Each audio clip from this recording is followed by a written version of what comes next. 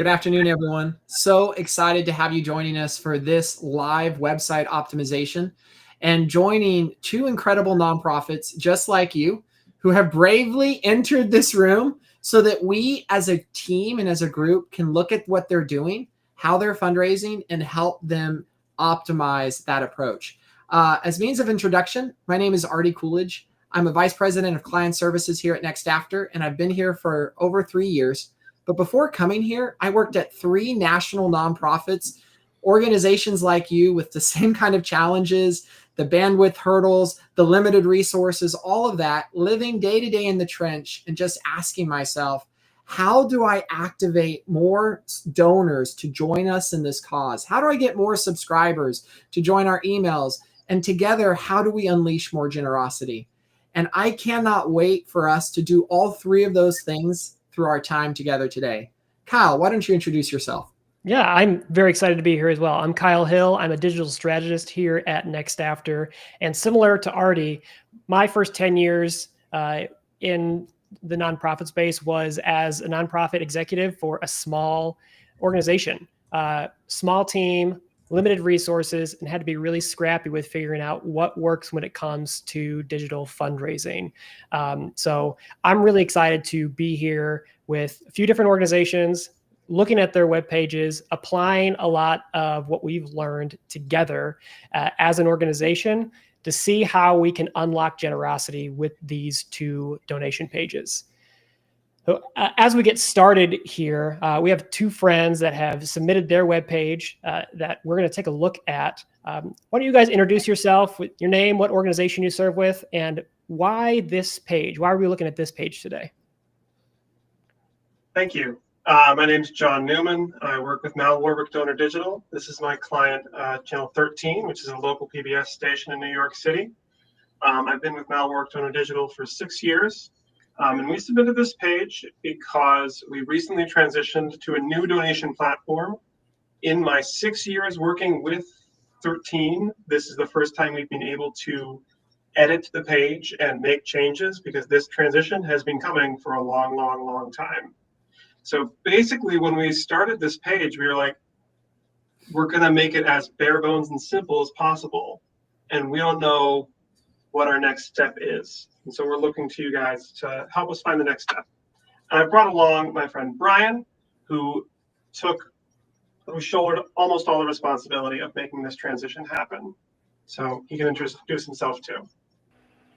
Hi, I'm Brian. I am an account executive here at Mal Warwick Donor Digital as well.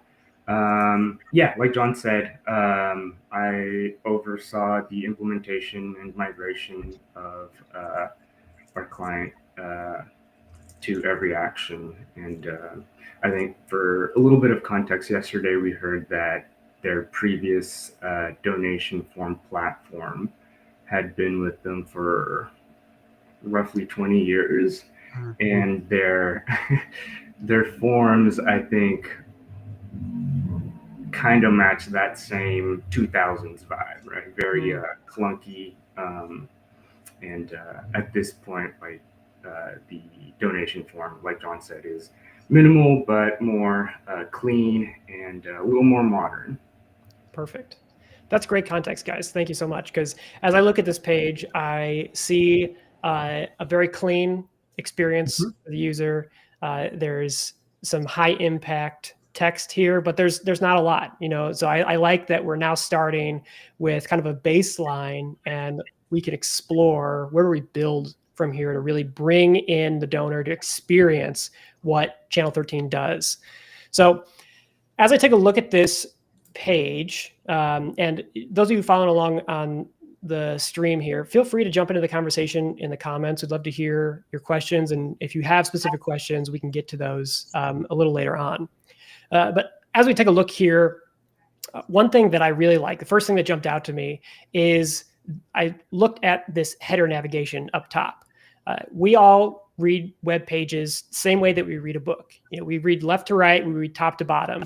And so as we scan with our eyes, we want to make sure that we're optimizing each of those main segments for how we read. So starting at the top left is where our eyes are going to be drawn to immediately. And right away, I'm anchored on this page by the identity of the organization. So no matter if I'm coming directly to this page from typing in the URL, or I'm coming through from an email link or an ad on social media, I'm reminded immediately of where I'm at. So I love that right away. As you read left to right. As you scan across this top here all the way to the right, there's nothing, which I also think for this specific page is the right call. Normally on a web page, you want to have your anchor call to action here in this upper right. I love to see like those big contrasting buttons with your main call to action there. But this is your main call to action. They are already there. You want them to get onto this donation page. So you want to remove those extra navigation links and calls to action. So you keep them here, keep their attention where you want it, not give them an excuse to leave this page. So already with some of the UX, the user experience here, this is really, really good. And then like you pointed out, this is a pretty minimally designed page, which means that users' focus is going to be exactly where you point it. There's not a whole lot of anything else calling for their attention. There's a little bit of text, image, and the donation form, which I think is a great starting point for where we want to go today. Just scroll down a little bit here. And one of the things I'm noticing that I also really like is that you have the differentiation right up top between monthly and one time. And as you click between those, the amounts actually change. And so it's probably a new feature, I'm guessing, from the old forms to the new ones. But being able to differentiate between both of those and change the amounts is huge, because you're probably not going to want to, off the bat, ask somebody to give a $75 a month donation. Maybe for your organization, that does make sense. But I do like here that we're highlighting different amounts for a monthly gift versus a one-time. So that's huge. A couple other things that I really like about this page too is as you get ready to make that final click to say donate, you're reminded this is a secure form. And this doesn't have to be super fancy. And even here, it's just really a line of text and a tiny little image of a padlock reminding people this is secure. They're going to treat my credit card information with the utmost care. So I don't have to worry about my number being stolen or anything like that.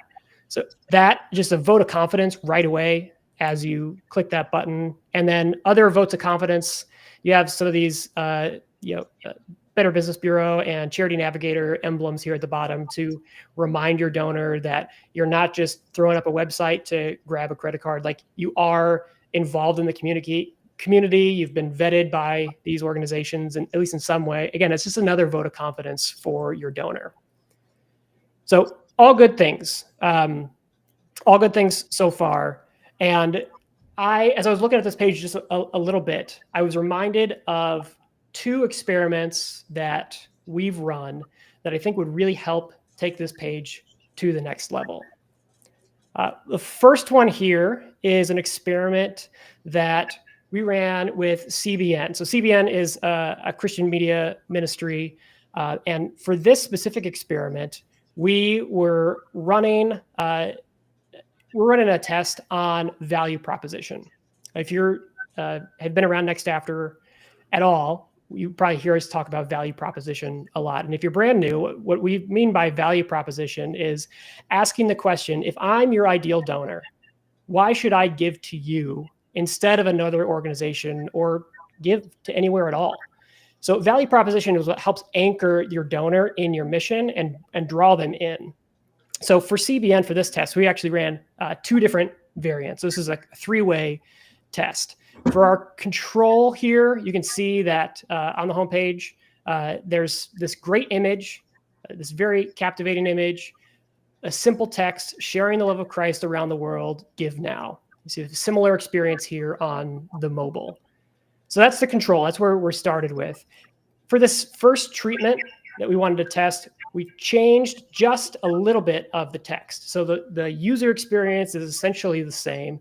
Visuals remain unchanged. Just changing that headline to say, your gift right now will reach people with humanitarian aid and the gospel of Jesus. You see how that's just like a little bit more clear. It's a little bit more appealing, it draws you in just a tiny bit more because it gives you just enough information to make that decision.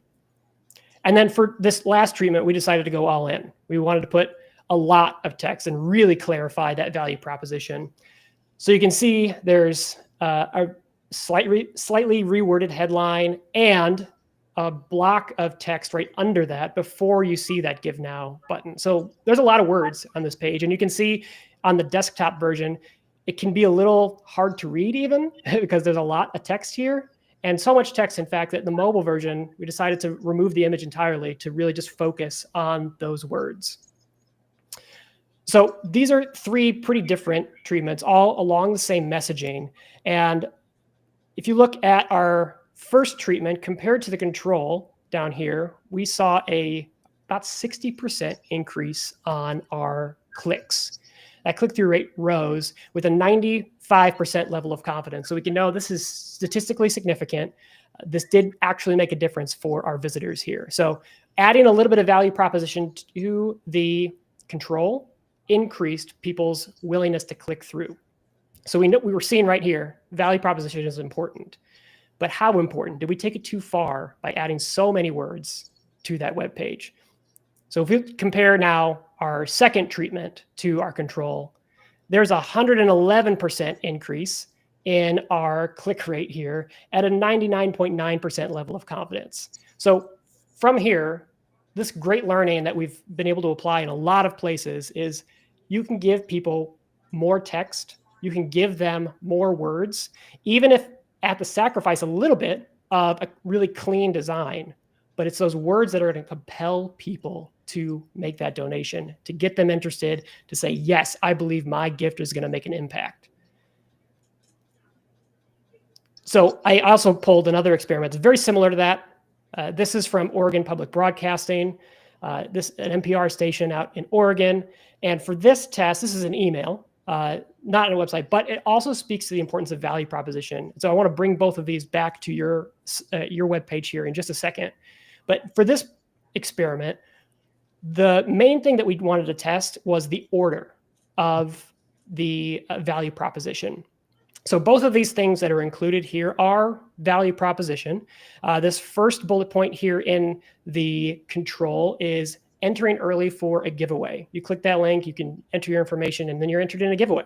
Awesome. I'm going to get something really cool if I give my email and sign up for this. The second thing is increasing your monthly contribution to this organization to further the mission. Awesome. Also really good. Also really important. The treatment, a little bit different copy here, but the big change is flipping the order. So instead of leading with that giveaway and then asking for an increase in the monthly contribution, it swaps it. So you're leading with increasing your contribution, furthering the mission of the organization, and then the cherry on top is entering that giveaway.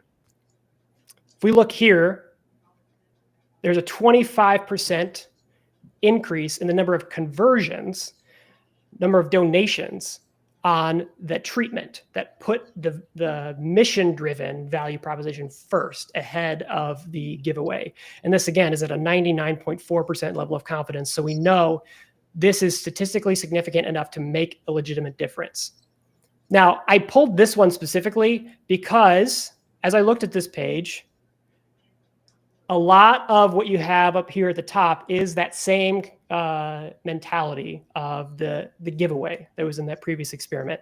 There's a lot of things here that you give a gift and here's all the benefits that you're going to get. Here's a lot of really cool things that you're going to receive as a donor.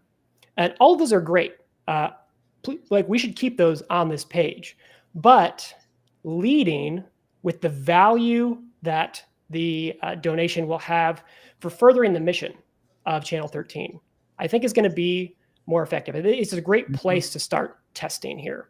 It's a way to tell the visitor to this page, your potential donor, to say, you're going to give some of your hard-earned money away. What's it actually going to do? Like, cool, I'm going to get some member benefits that I'm probably going to enjoy, but I could go spend my money somewhere else and get something in return and also have some joy from that. But this is different. A donation is not just what am I getting out of it? A donation is participating in a change that I want to see in the world. And that does not have a price tag on it.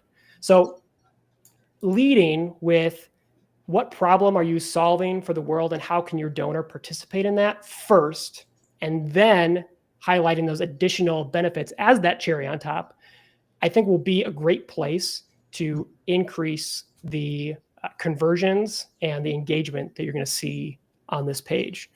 So I just shared a bunch of data and ideas. I'd love to hear your guys' feedback first. What are some of your initial thoughts on leaning in that direction for testing? Well, the first thing that I'm questioning is the CBN test that you ran with the huge block of text.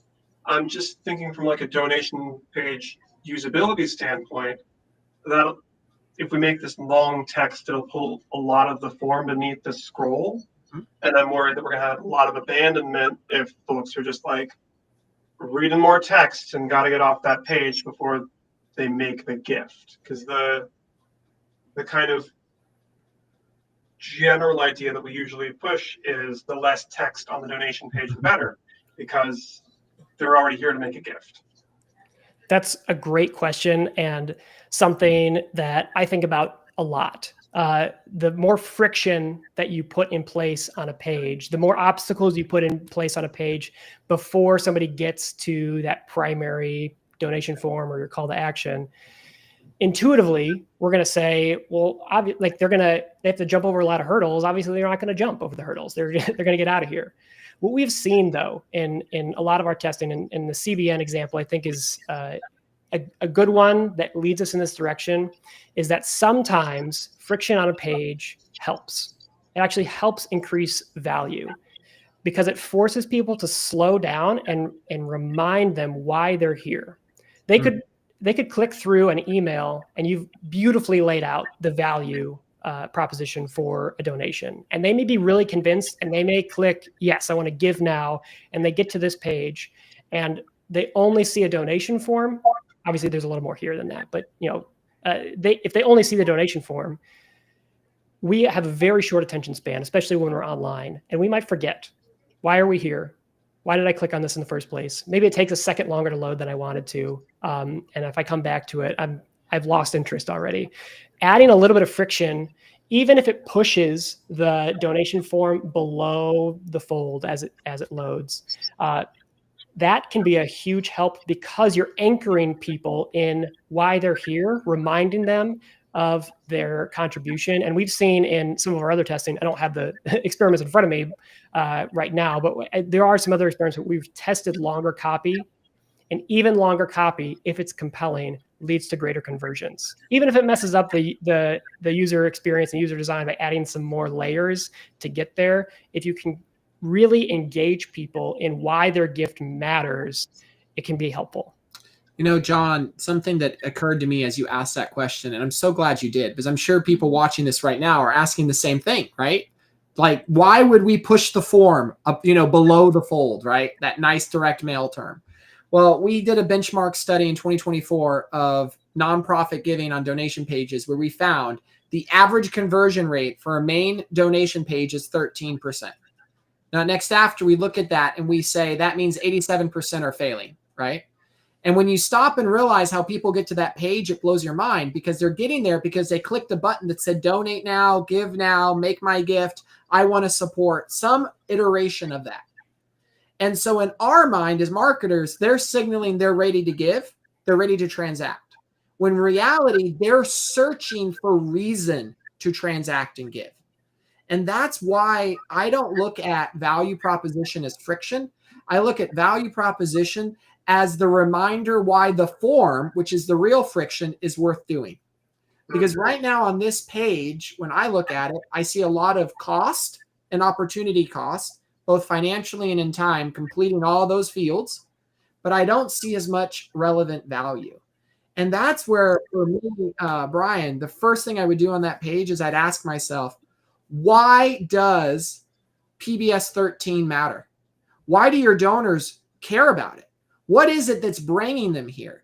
when you ask those questions and then get the answers, you're fueling the optimization you need in terms of the language that we would recommend testing here against this version. And the test might show you that it is too much language and it's too much friction, and then it's a decline. Or the test may show what CBN did with a lot of traffic, that additional clarity is giving them what they're looking for when they hit that Give Now button as to reason to support. And by default, these forms anchor to the form on mobile. Would you suggest disabling that as a test as well? So what do you mean by disabling? I'm sorry, I'm a little confused. So when you visit this page on mobile, by default, it anchors to the form, and that's something that's inbuilt in every action when you create a new page. We would recommend testing it on mobile as well, because, and this is why, in that CBN, I actually ran that CBN example, over 78% of their web traffic, massive volume of web traffic, was on mobile devices. And all of that copy, when we were discussing it, the team internally was concerned on mobile would cause too much friction. But yet mobiles where they saw the biggest increase in conversion from the longer text was on mobile. And so if you excluded mobile from this test, you would, one, have a less probability of being able to actually validate, because you're probably not getting enough traffic to validate the experiment. And two, you're also excluding the biggest source of traffic from it, which is your greatest opportunity for learning. That's helpful. Thank you. We had a couple quick questions, Kyle, if I can jump to, that came in our chat. Yeah. We're going to hit these rapid fire here so that we can get these addressed. Starting with one asking, is more text leading to more conversion something that applies to advocacy forums or only giving forums? I actually tested this, Heidi, at the nonprofit that I worked at before joining NextAfter, where we tested longer versus shorter in all of our funnels. And 9 times out of 10, the longer led to greater conversion, because it wasn't length for length's sake. That's not what it was. But it was trying to clarify, why me, why now, why does it matter? And those questions are critical, whether it's a fundraising question, like do I donate? Or it's an advocacy question. Do I sign this petition? Do I raise my hand? So that's a great question. Someone else asked, oh, actually it was Heidi as well. How much do these things translate to forums that are primarily viewed by email versus website? Another great question. In our testing, we have tested traffic sources of these donation pages holistically. And we find that as a source of traffic, email has the highest conversion rate of any other channel. But what we find is that even in email funnels, we actually did this test once. I don't have it pulled up right now, but where we duplicated most of the fundraising email on the giving page against having a very short and sweet donation page like this for an email campaign. And the one that duplicated most of the copy from the preceding email actually led to greater donor conversion.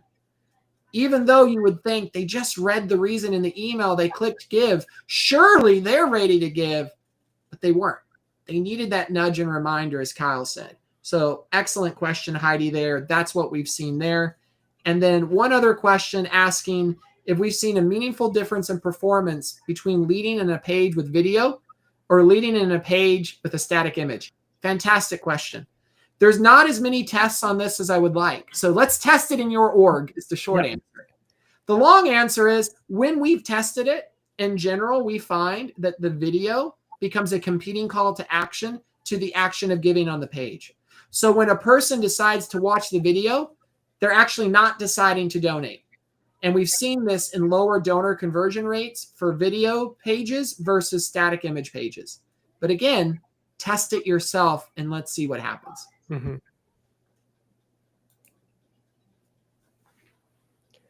Well, Brian, John, any last minute questions here for this page as we take a final look here? Just to say, if you care about public media, please call your senators.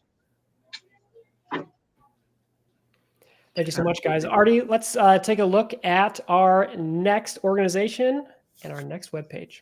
I am so excited about this one.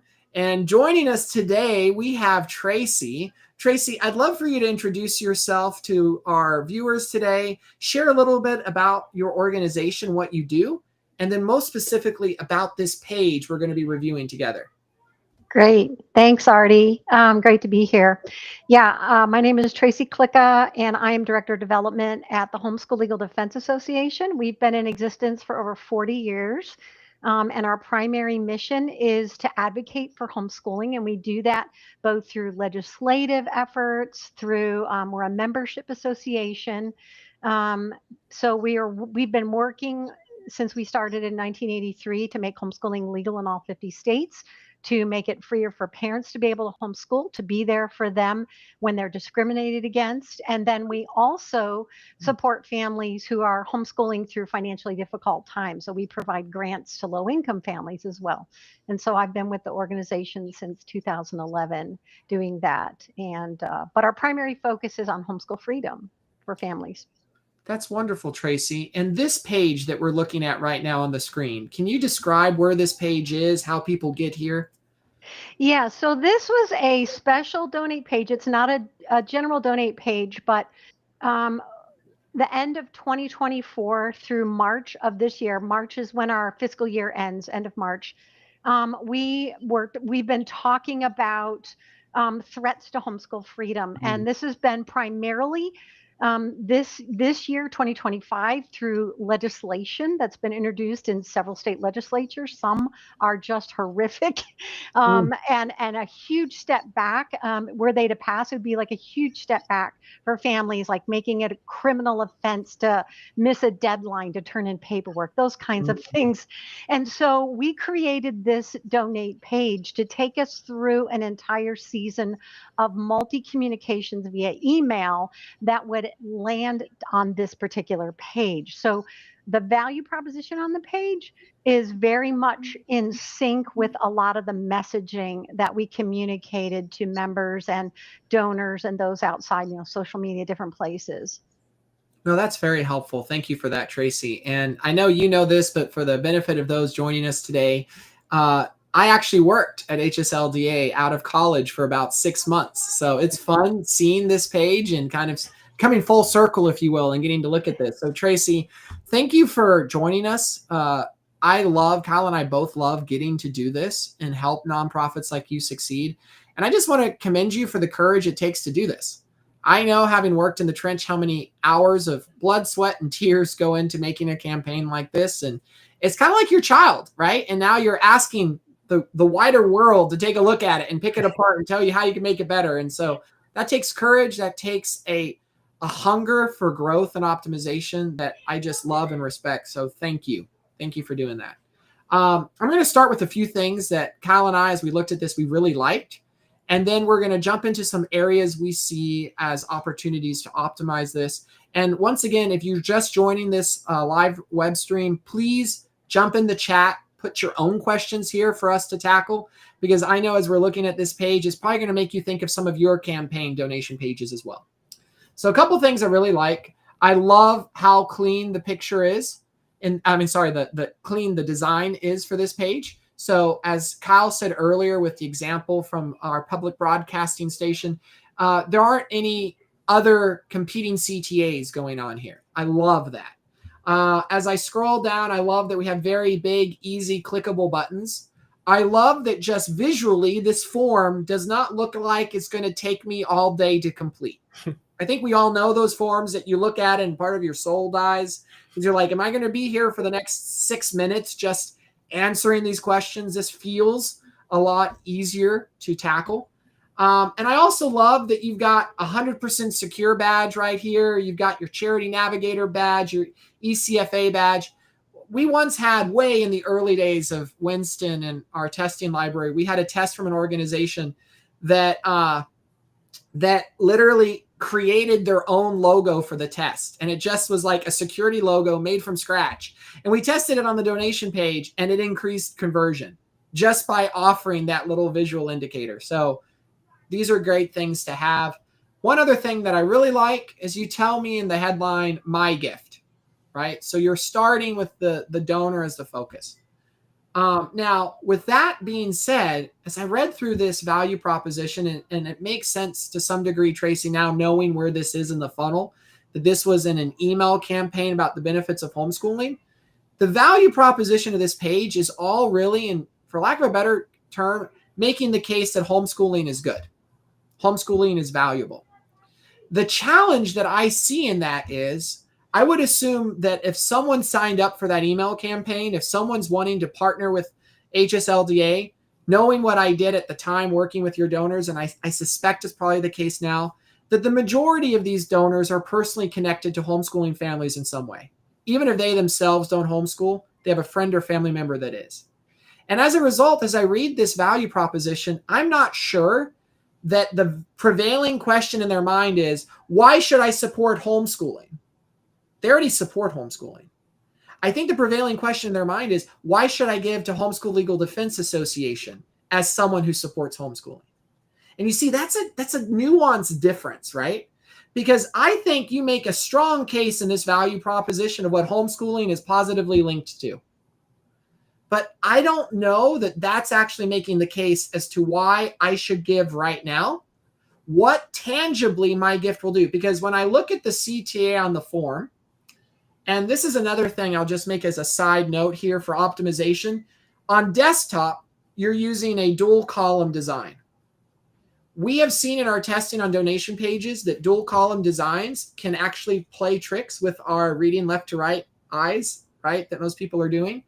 And so you're not actually sufficiently reading the reason to give before you're being asked to give. So we're jumping in prematurely with the ask. So that's a simple test you could do, is just making this single column. Because right now, as I was reading it, I started here and then suddenly I see this. But even just looking at this CTA, yes, I want to defend homeschool freedom. You tell me my gift allows us, being HSLDA, to advocate for homeschool freedom, but I don't get any practical implications of what that advocacy is. What are you saying? What are you doing with my money? What's the tangible impact? What are the stories of success? And you have the space here to do that. You had beautiful bullet points here. I would love to see a test where these bullet points are all describing what 100% of your gift goes towards. Thinking of that example Kyle shared from CBN, right? They said 100% of your gift will do these things. We see Charity Water use a similar approach. Donors want to know what my gift is going to accomplish tangibly to make the world a better place. So I have a few other tactical things that we can show you in a moment. But before I jump in those, I'm just curious, Tracy, we'd love to hear your thoughts about these suggestions. Yeah, no, this is great. This is the kind of feedback that I was hoping to get, because we've been listening to NextAfter. We've been following you guys for so many years. And so you guys are so respected in the industry. And you're absolutely right. I specifically submitted this page because I was hoping that you would kind of give that kind of confirmation and feedback, because we have other donate pages that are like our general kind of freedom advocacy page or general compassion program page, that get into more of the details. In this particular case, we were reaching way outside of our normal bubble. So we were hitting a lot of people who were, not donors, a lot of people who've never given before. And so we took a little more time to be like advocates for homeschooling, but it came at the cost of not giving enough information on the actual value proposition, like how your money's actually going to be used more specifically. So thank you for that feedback. I really appreciate it. Of course. And again, I get that, Tracy. I remember at the nonprofits I worked at, that was always a challenge, because you got to figure out, how do we educate, right? How do we convey that? How do we recognize where in the donor journey they are? And the thing that I want to encourage you with is never be afraid of explaining a little bit too much. In my testing, I find that oftentimes we don't fail in our conversion because we over-explained. We failed because we under-explained. And it's funny because I shop on Amazon all the time. I'm sure a lot of our viewers are today shopping on Amazon probably. And if you go to Amazon, yeah, they have a one-click buy now. But have you noticed how large their landing pages are? How many areas of supporting content there is on every product page? And Amazon didn't get to that design by accident. They're doing thousands of A/B tests every year to get there. So let's look at a couple tactical suggestions from our library. And then Tracy, we've got some great questions submitted from our listeners that Cal and I will tackle as well. So the first tactical thing I wanted to point out is a test that we ran with CaringBridge. Now, CaringBridge is not like HSLDA in the sense that they're not advocating in legislatures or anything like that, but they are very member driven, right? They're there to serve their members, people who create websites for free to let loved ones know what's going on in their health journey. And on their main giving page, they had this great page where it had a story about success and what CaringBridge meant for a particular family. And this made me think of HSLDA because you talk about homeschool families at least 3 or 4 times in that copy. And you have the opportunity to put a face, a name, and a story to that approach. And so that's what CaringBridge did. Hi, my name is Kelly. And they told a story. Now, in this case, it was not just someone who's been benefited, but someone who works at CaringBridge. But they personified it and they made it something where you felt like you were hearing a personal appeal from Kelly. Now, CaringBridge is a large organization, lots of donor conversion already. So tests can have a really big impact. But when they ran this, I just want to highlight, they had a 100% increase in revenue at a 95% level of confidence. And so when I look at these pictures, someone made the comment in chat. They said the images look a little blurry. And I think they do, depending on the screen share and the size and the device.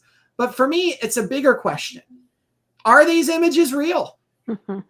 Because this was something in the CBN example that came up. That image was not a stock photo.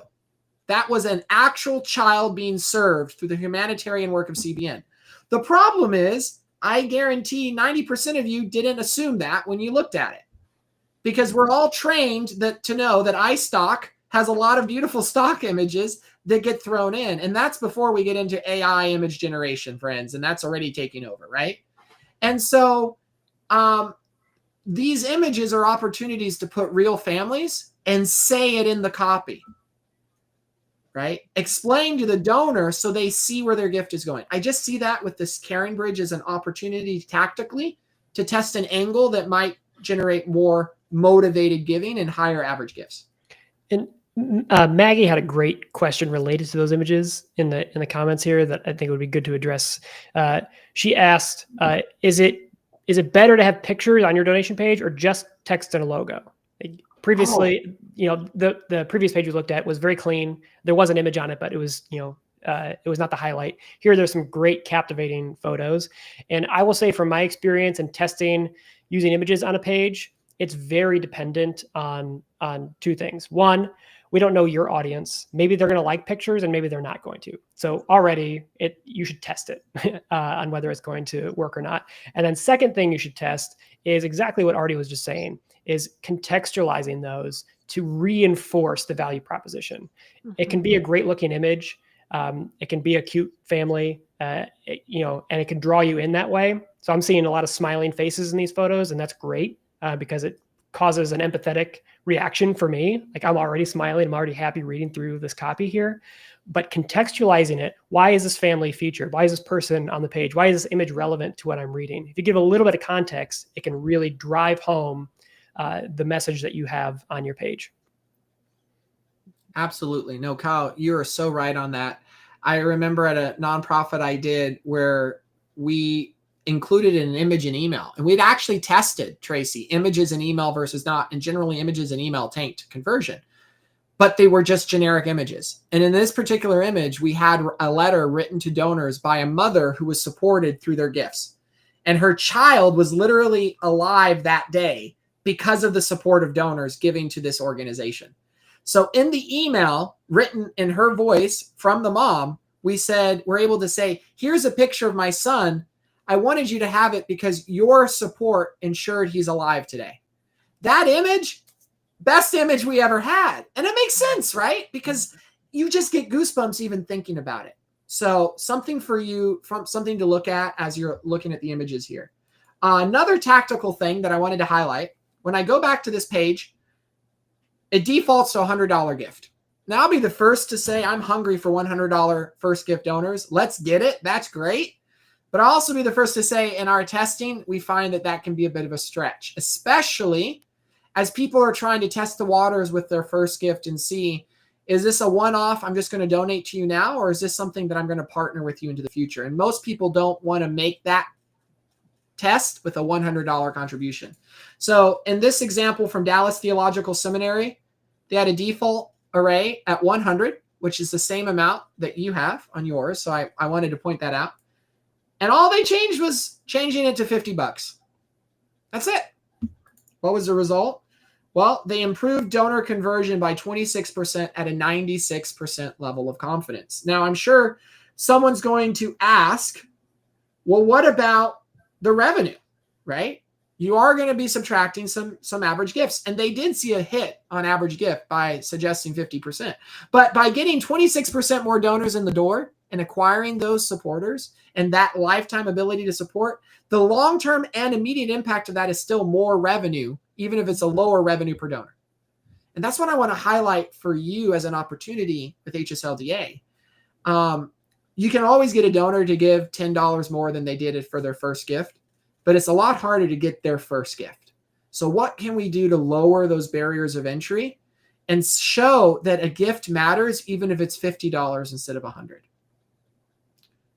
One other tactic, and I want to highlight this because when we think of traffic volume, and I think there's a question, Kyle, we'll have to address today about traffic volume.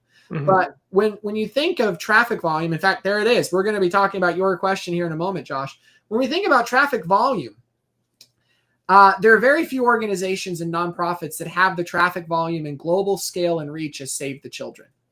Very large organization. We've been honored for several years now to partner with them in testing. And they were testing a simple tactic to improve perceived security on their page. So here's their standard page and control form. I want you to see that it shows that it is secure. They said that your information is secure in the form, but they wanted to highlight how secure it was. So this is what they did. In this yellow box, which the yellow box is just there visually to emphasize. You didn't see a yellow box on the page.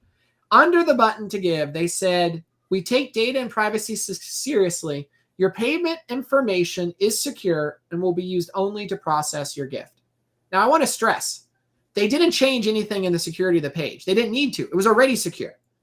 They're just changing the emphasis on that security for the user.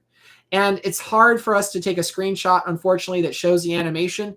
But if you're on their Save the Children forums, this lock icon is opening and locking. So you actually see it securely locking. I once showed this and someone said, well, that doesn't look secure. It's unlocked. And I mean, that would be a very fair point. So it was a locking lock here. And when I look at your page, you say 100% secure here. But what would happen if you had a simple little animation running and knowing your system, that is something that can be tested and added, especially through tools like Visual Website Optimizer, VWO, that we work with. And you can then validate, does simply saying that help? Oh, and in case you were wondering how much it helped Save the Children, was an 11% increase at 96% level of confidence. And when you factor that at the scale that Save the Children operates, this was a significant learning and win that will literally, tangibly transform the lives of tens of thousands of more children just because they added a silly little animated lock and privacy statement on the page. And that's the power of optimization. It isn't just about finding green arrows. It's about the families that you're now able to support because you just tweaked the process you were using to ask for that gift. Kyle, why don't we bring up some of those questions that came up, starting with that traffic one? Yeah, which I think is a really important question because I know from my personal experience in the nonprofit world, I was leading a very small organization and having 10,000 visitors to all of our web pages on our website would have taken months. So I have a lot of empathy for this question. Is it even worth testing when you don't have the traffic to make a statistically valid result out of your test? Yes, emphatic yes. Please test. You don't know what's going to work without testing. And even if you don't get to that 95% level of confidence, if you run it through a statistic validator, you're going to learn what resonates with your audience. You're going to get to know your donors in a way that you probably don't right now. And you're going to find new people to bring into your fold, to join your mission, who are excited about it through testing. It could be through testing some of the things that we just brought up. Maybe it's a animated GIF of a padlock. Maybe it's a different photo on your webpage. Maybe it's adding a bunch of value proposition copy to an email before you include that link. There's a lot of different things to test. We have a library of over 8,000, close to 9,000 experiments right now for some inspiration. But it is absolutely worth testing, even if you don't get that green box of this is a valid result, because it's going to be valid for you. It's going to point you in the right direction of what is going to work to increase your engagement with your donors. And something else, Kyle, that I love is we can boost the traffic to an experiment. One of my favorite things to do is to test a concept in another channel where we are getting the traffic we need. So for example, Tracy, let's say we're trying to figure out what value proposition will resonate the most with potential donors.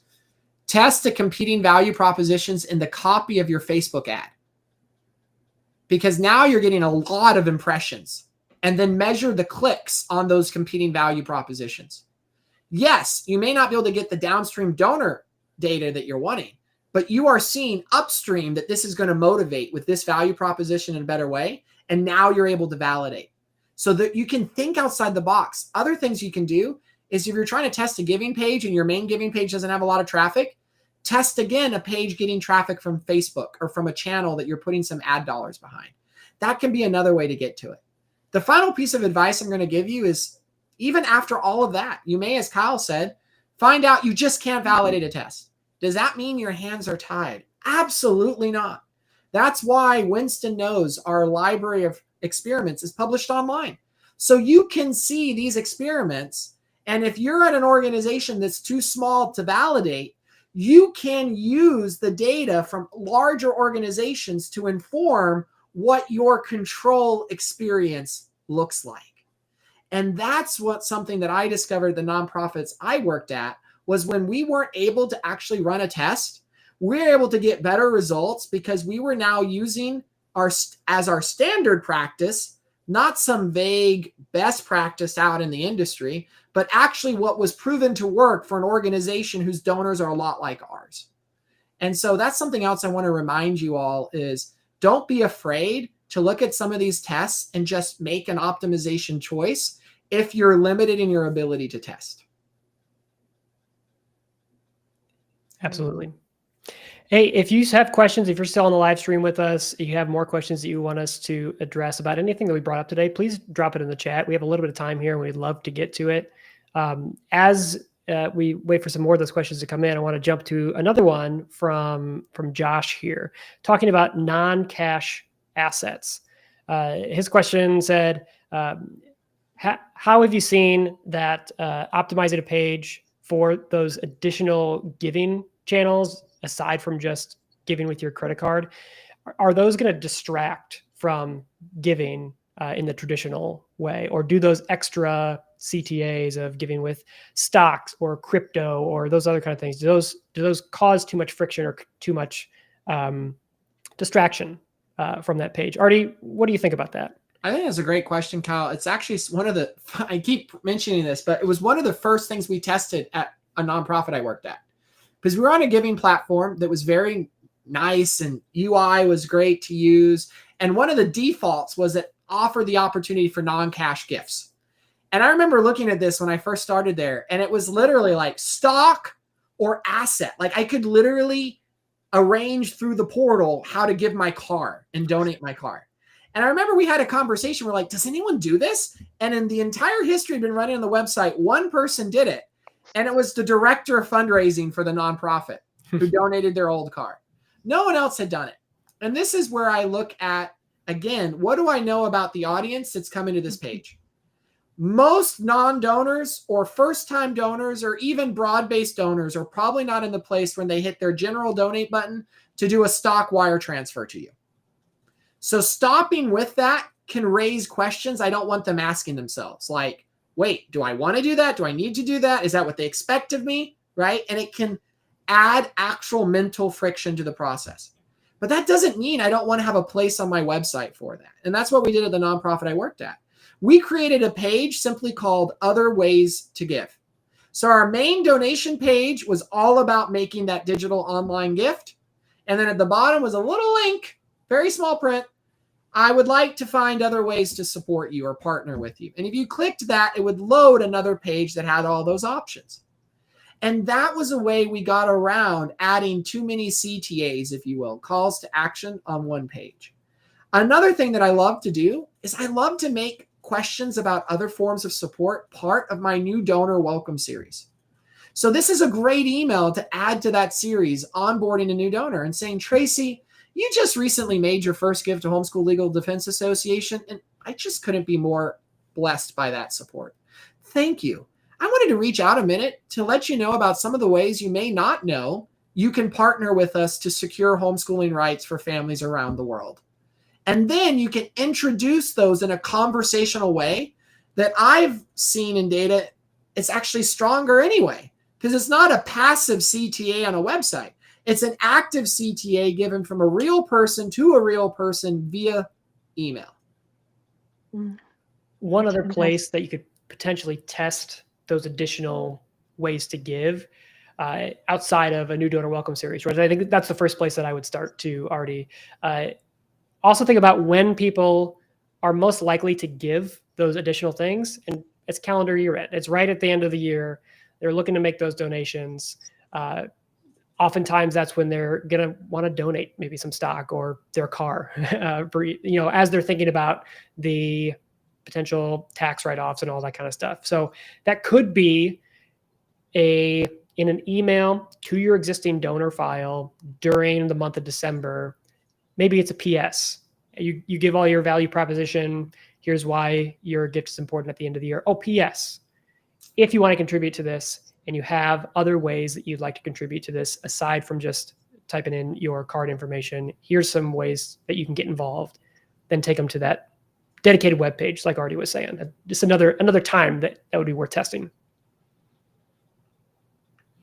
And there's several questions that have come up in the chat asking about our learning library that we have on our website. And so I'm just going to open that up here because I think that would be great to pull up here. So let me see if I can get this to pop up. One moment. We're just going to live op here. This is on our website.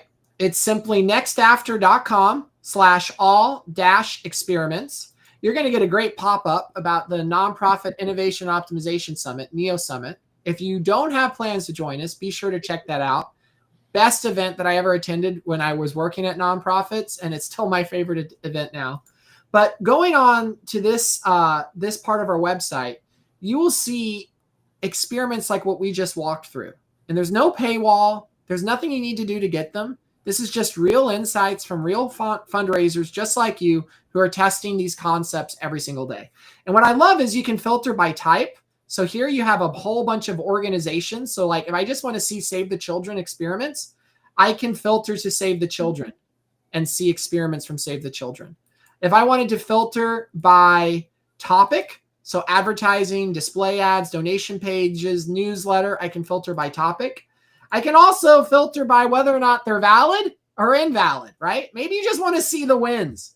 Though I will caution you, some of my favorite learnings came from the losses, not the wins. So I would look at all, but just a pro tip there. And you can even sort by most recent, highest lift, etc.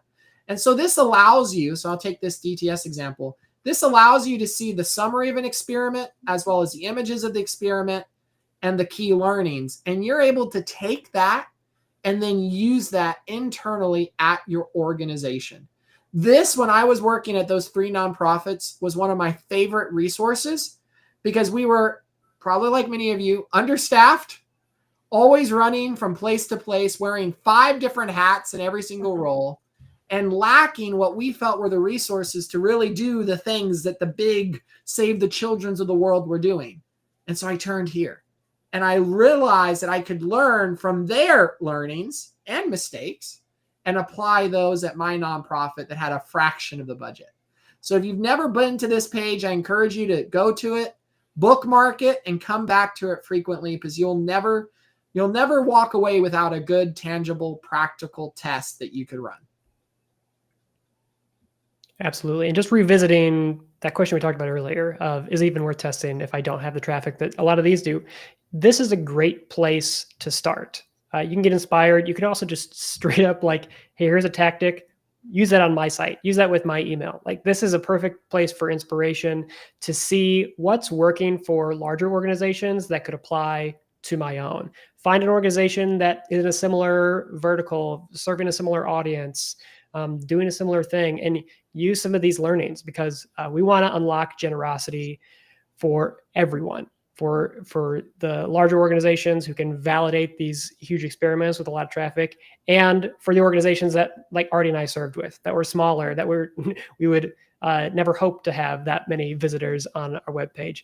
This is a great place to start your testing journey and figure out what resonates with your donors. Tracy, thank you so much for joining us today. We're so glad to be able to look at what you're doing there. And we can't wait to hear what you find out as you run these tests in your next campaign. Thank you, Ardee. Thank you, Kyle. It's been great being here. Thanks for all your helpful advice. Absolutely. Well, friends, as this time of live website optimization comes to a close, we just want to take a moment to thank you for joining us here. I hope this was helpful.